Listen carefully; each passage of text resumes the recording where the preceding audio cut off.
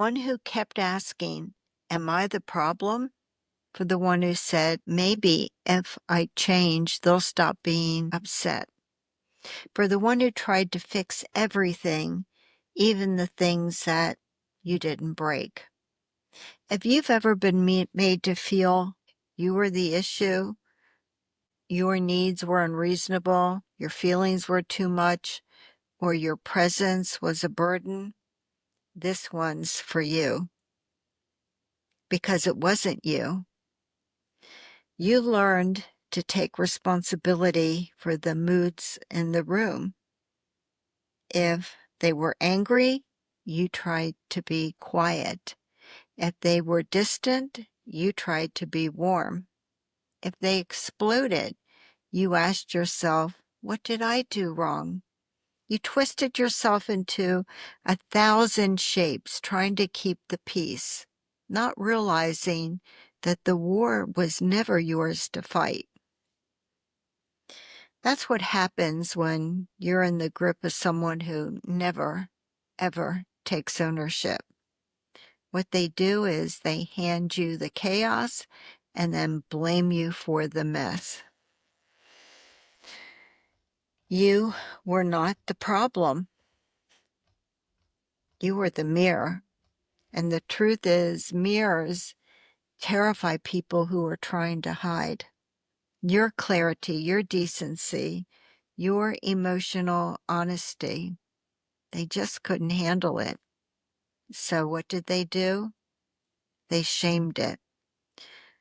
But just because someone couldn't meet your needs doesn't mean that you were needy. Just because someone shut down when you asked for connection doesn't mean that you were demanding. And just because someone blamed you does not mean that you were to blame. So this one's for you. For the times you tried to speak your truth and they turned it into a character flaw. For the moment you stood up for yourself and then they called you difficult. For the times you cried and they called you manipulative.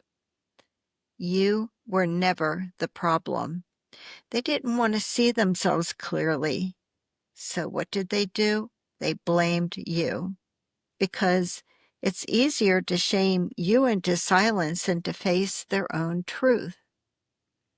But the fact that you are still here, still searching for the truth, still holding on to your voice, that's not weakness. That's proof of your strength. And I don't want you to forget that. And what I want you to know right now, your feelings aren't too much. Your presence is not a problem to be solved. Your story is not something to apologize for. They taught you to self-doubt, but you're learning now to self-trust. They taught you to over-explain. Now you're learning to take up space without justification. And that right there is your quiet revolution. So the one who was told that they're always the problem, to the one who internalized it, believed it, and carried that shame for far too long, this one is for you. You are not the problem. You are the beginning of the healing. For those of you new to my podcast, I'm Kyle Hackley, attorney, author, and the host of Are You Annie?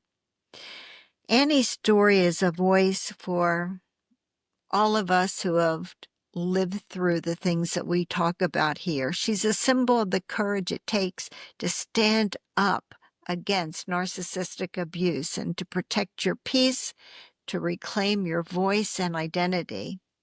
And it's for those truths and for all of us who have lived them that this podcast exists.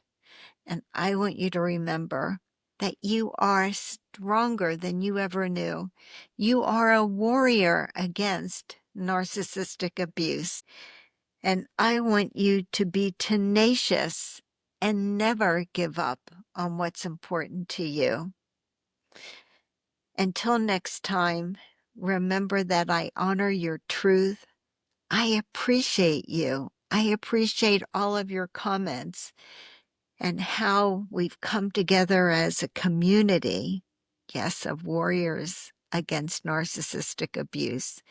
Thank you so much for being here, and I will see you in the next episode.